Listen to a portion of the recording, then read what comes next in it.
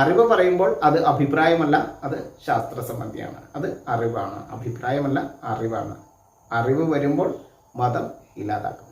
ശാസ്ത്രം ഉള്ളപ്പോൾ മതത്തിൻ്റെ ആവശ്യമില്ല. അപ്പോൾ എന്തിലാണ് നമ്മൾ വിശ്വസിക്കേണ്ടത്? അഭിപ്രായത്തിലാണോ വിശ്വസിക്കേണ്ടത്? അറിവിലാണോ വിശ്വസിക്കേണ്ടത്? അറിവാണോ ഷെയർ ചെയ്യേണ്ടത്? അഭിപ്രായമാണോ ഷെയർ ചെയ്യേണ്ടത്? കേരളത്തിൽ എന്താണ് ഷെയർ ചെയ്യപ്പെടുന്നത്? ഇന്ന് എന്താണ് കേരളത്തിൽ ഷെയർ ചെയ്യപ്പെടുന്നത്? എന്താണ് പറയൂ. അറിവാണോ അഭിപ്രായമാണോ? മതമാണോ ഷെയർ ചെയ്യുന്നത്, അതെയോ ശാസ്ത്രചിന്തയാണോ ഷെയർ ചെയ്യപ്പെടുന്നത്? ഏത് മതചിന്തയായാലും അത് ശാസ്ത്രീയതയില്ലെങ്കിൽ, അതിൽ അറിവില്ലെങ്കിൽ, അതാണോ നമ്മൾ അഭിപ്രായമായി കൊണ്ട് നടക്കേണ്ടത്, നമ്മുടെ മതമായി കൊണ്ട് നടക്കേണ്ടത്? അതാണോ, അത് അറിവാണോ? അറിവാണെങ്കിൽ ശാസ്ത്രത്തിനൊപ്പം സഞ്ചരിക്കണം. ശാസ്ത്രമാണ് മതങ്ങളുടെ അടിസ്ഥാനമാകേണ്ടത്. ശാസ്ത്രം വളരുമ്പോൾ